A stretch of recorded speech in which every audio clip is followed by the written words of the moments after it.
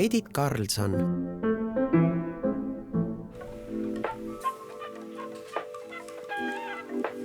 Skulptuurini jõudsin ma ikkagi, see on naljaks lugu, ma olen läbi juhuse, see ei olnud mul kindlasti kunagi plaan, ma ei teadnud isegi, mis see skulptuur on, kui ma skulptuuri õppima tulin.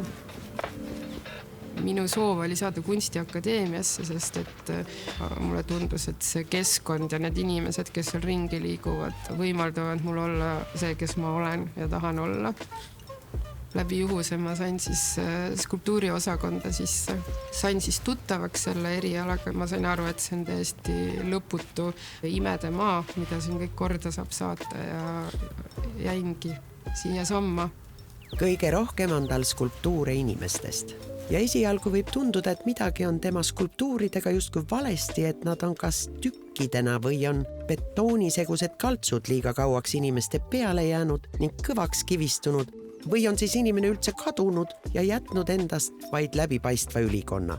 Või on inimene kuidagi primitiivne. Aga võib-olla on hoopis midagi valesti inimeste ja meie maailmaga. Mina olen jälle seda sorti kunstnik, kes väga palju ei seleta midagi.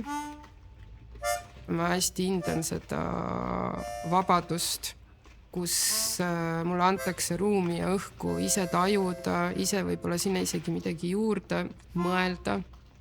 Dinosaurused, ussid, koerad, kalasabad ega naised on Karlssoni sõbrad. Need olendid võib võtta kaasa maailma lõppu, üksikule saarele või siis väga edukalt Veneetsia biennaalile.